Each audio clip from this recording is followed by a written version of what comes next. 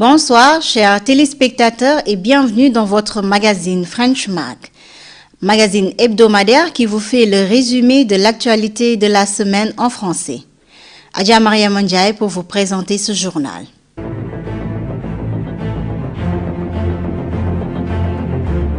Le président de la République, cher professeur Dr Alhaji Yahya Ejeje Jammeh, a présidé au lancement des nouveaux billets de banque.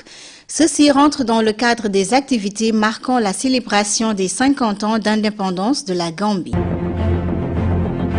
Près d'une semaine après que la Gambie ait célébré le cinquantenaire de son indépendance, la Banque centrale gambienne a rendu public une série de billets de banque, dont un nouveau billet de 20 dalasi et des pièces commémoratives pour marquer l'événement.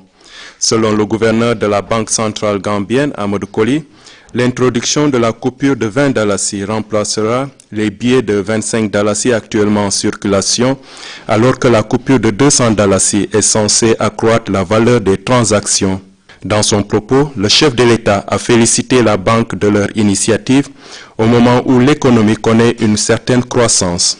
Président Jammeh a dit sa satisfaction pour toutes les mesures prises pour lutter contre la contrefaction qui constitue une menace pour les monnaies nationales. Il a exhorté le public à manipuler les nouveaux billets avec précaution pour assurer leur longévité. Des membres du gouvernement, des diplomates, des officiels de la Banque centrale et des banques commerciales ont rehaussé de leur présence cette cérémonie tenue dans les jardins du palais.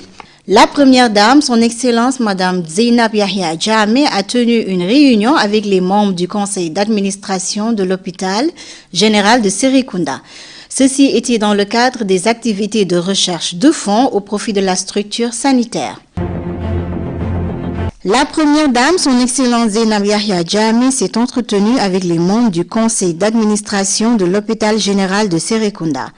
Aussitôt après cette rencontre à huis clos, le président du conseil d'administration de l'hôpital a indiqué à la presse que leur entretien avec Madame Jammeh avait pour objectif la préparation d'une activité de recherche de fonds au profit de la structure sanitaire.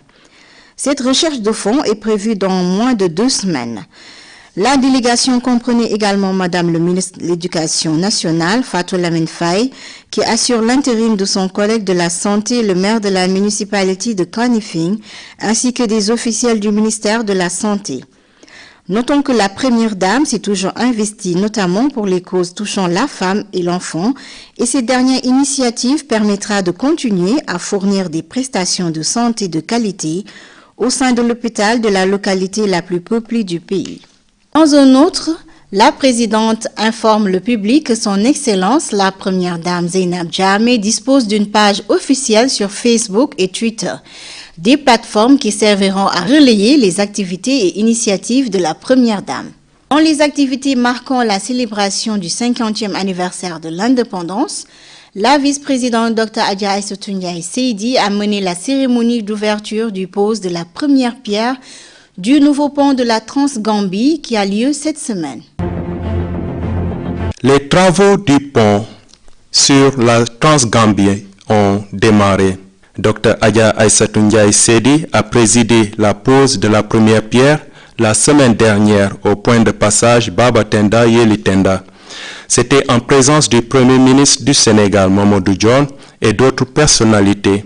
Cette activité rentre dans le cadre de la célébration du cinquantenaire de l'indépendance du pays. Ce projet d'un coût de 4 milliards de dalasi est réalisé par les compagnies internationales de construction Corsan Corviam et Areski. Il comprend la construction d'un pont de 942 mètres et de 2 postes frontaliers modernes au point de passage Kër Aïb Kër Ali et Missira Sénéba dans la région de El Arar. Il est rendu possible grâce à un concours financier de la Banque africaine de développement, la BAD. Le corridor de la Transgambie est un important lien économique et stratégique qui connecte le nord et le sud de la Gambie et du Sénégal. À ce titre, il facilite aussi bien la circulation interne que inter-État, a souligné la vice-présidente.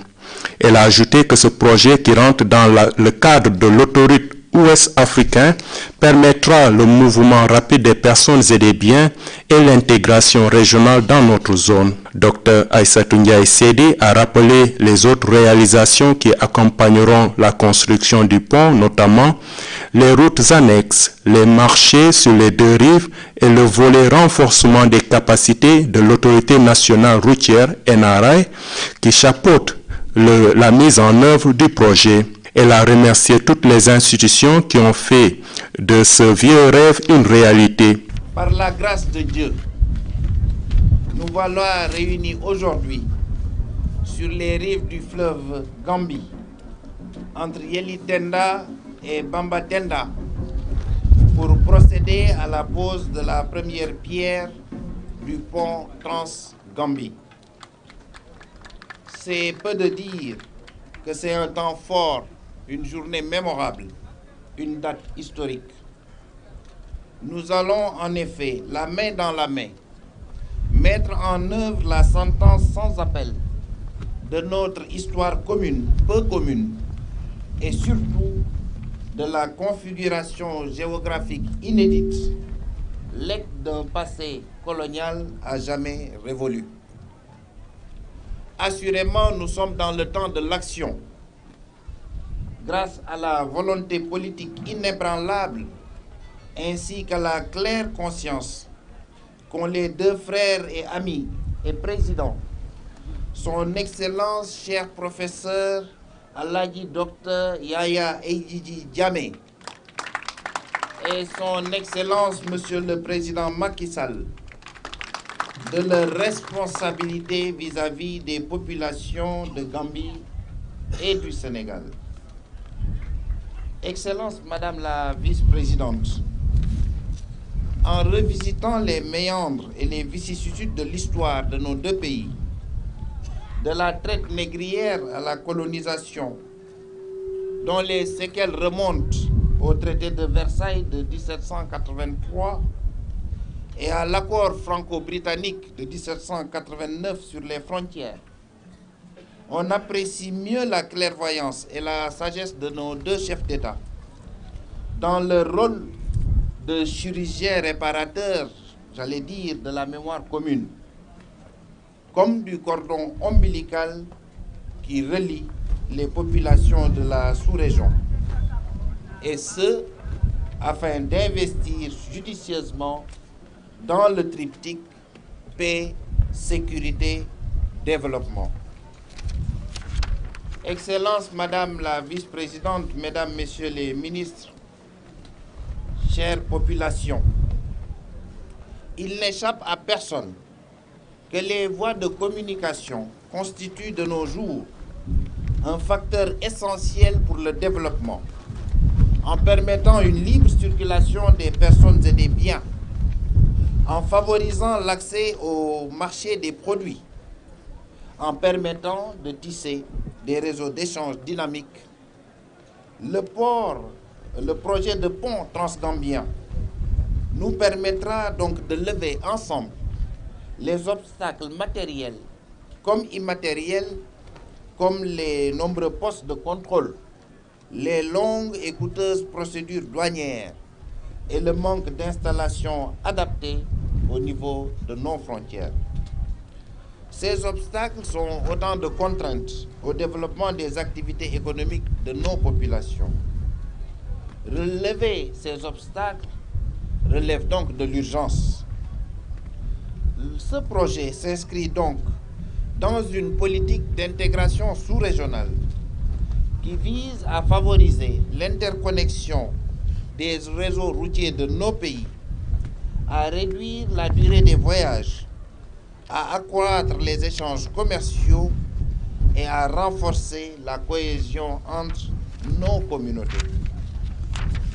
Au demeurant, le pont constituera également une passerelle stratégique et économique entre les États de la CEDEAO, notamment dans la partie du corridor qui s'étend de Dakar à Lagos. D'autres personnalités sont intervenues à cette cérémonie, notamment le ministre gambien des Transports, Balagaba Diahumpa, le représentant de la BAD, Mamadou Lamine Dongo, ou encore Mohamed Zioui, au nom des ingénieurs qui réalisent ce projet qui durera 3 ans.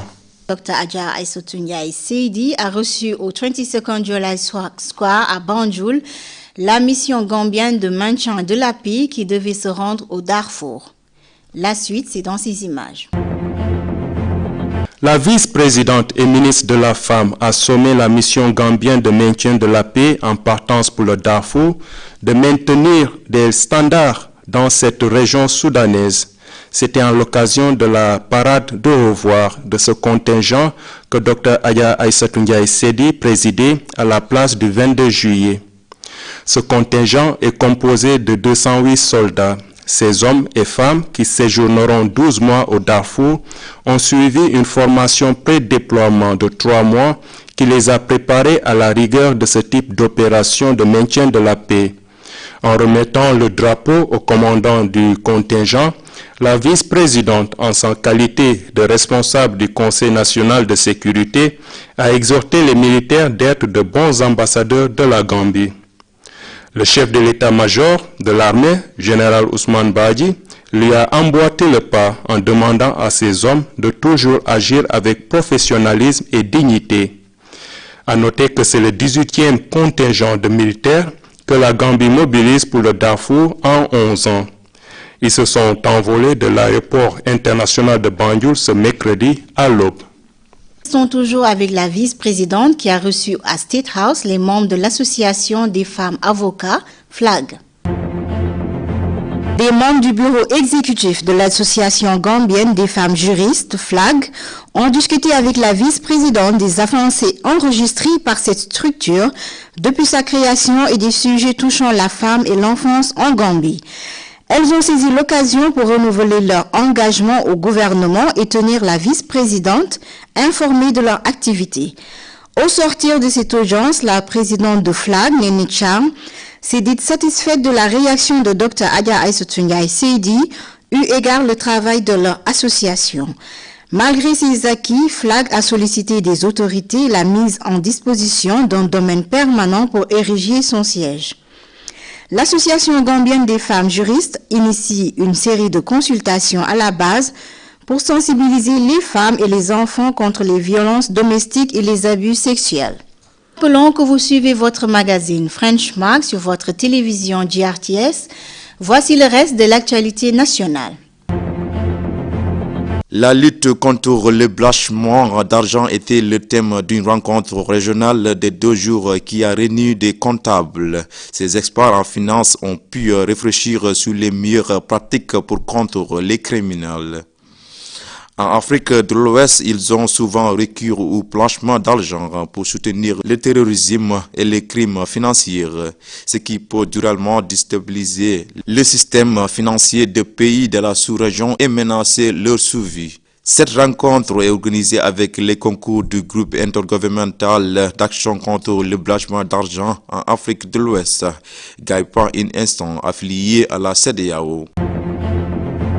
Le ministère du Tourisme et de la Culture a tenu un forum consultatif pour revoir et discuter sa proposition de plan d'action pour la période 2015-2020.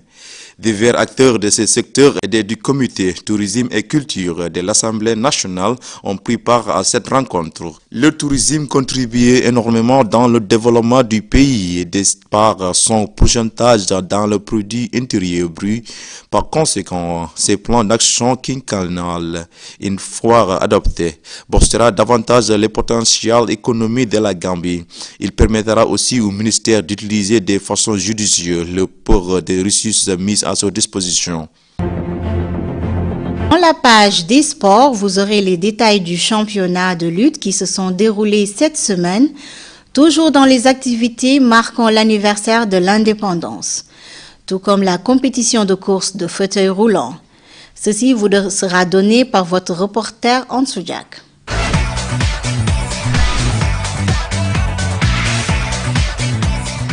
Alors, bonsoir amis téléspectateurs, c'est votre ami Ansou Jack pour vous présenter cette rubrique. Les amateurs de lutte se sont retrouvés samedi dernier dans une compétition de sport traditionnel organisée en mars du cinquantenaire de l'indépendance du pays. C'était en présence du ministère de la Jeunesse et des Sports Aliouké Djamé et de sa collègue de l'éducation Fatou Lamine Faye et d'autres personnalités. À l'issue des combats très disputés, Ali Ndour et Yaya Kobo de la région nord ont remporté les catégories des 120 et 100 kg respectivement. Jordan s'est illustré chez les moins de 86 kg. Enfin, Abou Sar de Kanifine et Papa Sow de la région ouest ont remporté les catégories des 66 et 66 kg respectivement. La municipalité de Kanifine a récemment organisé une compétition par olympique au stadium de Serekunda Ouest. C'était l'occasion pour les compétiteurs de mesurer leurs compétences pour les compétitions futures. L'équipe de chess du Sénégal a remporté la compétition sur le score de 22 à 13 contours. Dans ses remarques, le directeur technique Momodou Savage a indiqué que toutes les institutions doivent aider les handicaps en les intégrant davantage à tous les secteurs d'activité de la société. Merci beaucoup. C'était tout pour cette rubrique sport sur votre magazine en français. C'est fait un plaisir de vous le présenter. Je vous donne rendez-vous la semaine prochaine pour d'autres informations sportives. Merci beaucoup.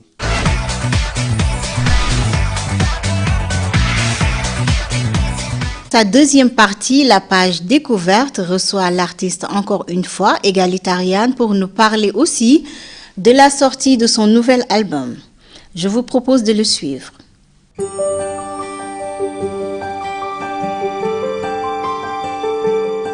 Veuillez vous présenter à nos amis téléspectateurs et dites-nous vos origines exactement. Qui est Egalitarian? Je m'appelle Moudlamine Ba. Nom d'artiste c'est Egalitarian. Je suis gambien, né à Brikama, Kembodje. Le nom Egalitarian, c'est une amie qui m'a donné ça. Il voit que je suis un homme qui vraiment croit de tout le monde être égal. L'égalité, c'est quelqu'un qui voit que tout le monde est de la même chose, quoi. Donc, c'est de ça que Egalitarian est venu, quoi. Ouais. Alors, nous avons vu que vous avez sorti un nouvel album. Parlez-nous un peu de cet album. L'album qu'on a fait, on a fait ça aux États-Unis, s'appelle Sensible Shoes. Sensible Shoes, ça parle d'être humain, aussi en même temps, je lançais la culture gambienne en Amérique. Ouais. Et nous avons vu que le président de la République a fait une visite. Parlez-nous un peu de cet événement. On m'avait invité à Washington DC le temps que le président est venu en Amérique. Je m'ai vu venir avec mon orchestre, on a supporté parce que je suis un homme qui est beaucoup fier de lui et aussi très content que le bloc qu'il fait dans notre pays. Donc il est aussi venu à New York aussi, on a été là-bas aussi, on a fait la même chose, on a supporté, on a montré le monde que nous, les Gambiens, on est bien très fiers de son travail, de son amour qu'il a donné au pays. Donc, à part tout le monde que Egalitarian est parti, c'est chaque fois de lui donner beaucoup de respect, quoi. Ouais. Alors, comment, à partir de votre album, on voit que vous parlez souvent de notre président. Comment voyez-vous la politique exactement ici en Afrique? Je suis, comme je t'ai dit, que je suis vraiment fier de parler de lui parce que il me montre moi-même. Il me montre que d'être fier d'être noir, quoi. D'être africain, d'être gambien, de me défendre moi-même. C'est l'homme qui me donne l'énergie de se présenter bien même. Je vois que Gambie est parmi le meilleur pays en Afrique, à Congo, comme Sénégal. On on est vraiment libre. Quand je dis libre, c'est libre à penser, libre à dormir, libre à manger. Parce qu'il y a beaucoup de pays en Afrique ici qui ne sont pas libres d'être en paix, quoi. Parce qu'ils ont la guerre, ils ont les maladies et tout ça, quoi. Mais en Gambie, on est en paix. En somme, c'est un pays paisible. Exactement. Et nous allons un peu parler de votre album. En quoi ça consiste exactement pour nos amis qui nous regardent, qui ne savent pas exactement ce que c'est? L'album qu'on a fait aux États-Unis, comme je t'ai dit, ça parle d'amener l'Afrique, l'Union africaine, aussi de montrer que les autres pays que l'Afrique, c'est un meilleur continent. Et aussi la Gambie, c'est un meilleur pays que l'homme peut se développer, l'homme peut venir investir son entreprise ou bien business et tout ça, quoi. Mais on a aussi fait sortir un morceau qui s'appelle Sikanam. Tu sais que tout le monde veut vivre et tout le monde veut aller avant le vent. Le Sikanam, ça parle de le président, de lui dire que on est toujours content de le voir partir, quoi, de le voir gérer le pays. Sikanam aussi, ça parle de tous les soldats gambiens. Nous les civiliens, on est vraiment fiers parce qu'on est en paix.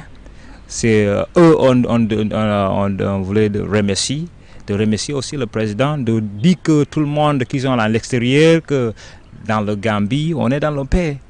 C'est la paix ici et aussi c'est le pays paradis en Afrique. Oui, parce qu'en tant qu'artiste, je ne suis pas le seul artiste qui devrait faire ça.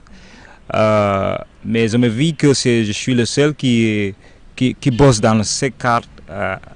Mais c'est pas aussi à cause de l'argent, mais c'est à cause de le pays. C'est un pays de paix, c'est un pays très beau. Aussi, c'est un pays à moi-même, parce que je suis né en Gambie ici, donc partout dans le monde que je parte, il faut que je lance le nom de Gambie, il faut que je fasse une promo de notre culture. Donc c'est la culture de Gambie qu'on entendait de lancer à l'extérieur. D'accord. Et votre dernier mot égalitaire?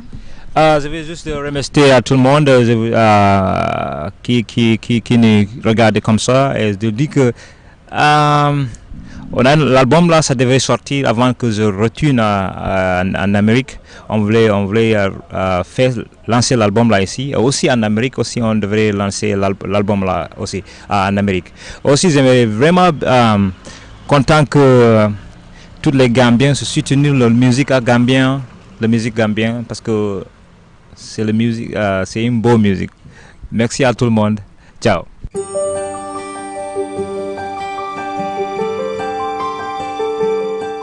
La date est dans sa pleine saison, raison pour laquelle votre page Santé l'a choisi comme thème aujourd'hui pour vous renseigner sur ses bienfaits sur notre santé.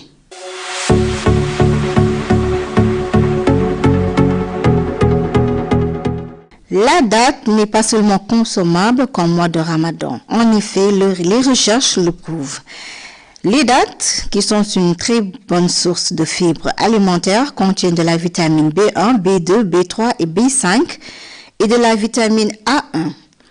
Les dattes sont considérées comme l'une des meilleures alimentations énergisantes. Elles sont faibles en calories, riches en potassium et faibles en sodium.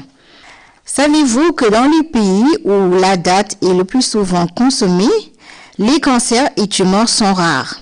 Les scientifiques vous le confirmeront, la date est un oligo-élément qui a un rôle préventif dans les maladies cancéreuses. Elle tonifie les muscles, retarde votre vieillissement et évite l'accumulation des déchets nutritionnels. Elle vous protège des troubles nerveux, des névrites. Elle fixe les cellules nerveuses, la calcification des os. Elle est aussi préconisée dans les névroses, les maladies nerveuses, car elle contient du fer et du calcium, du potassium ainsi que du cuivre. La date, ce fruit merveilleux, est conseillé pour les personnes souvent atteintes de fatigue, d'anémie, pour les convalescentes, personnes qui se remettent d'une maladie, pour les femmes enceintes et celles qui viennent d'accoucher. Pour les décalcifiés, c'est-à-dire les personnes qui manquent de calcium, les personnes âgées et déminéralisées. La date peut se consommer au petit déjeuner, au dessert, après le dîner ou, somme toute, à tout moment de la journée.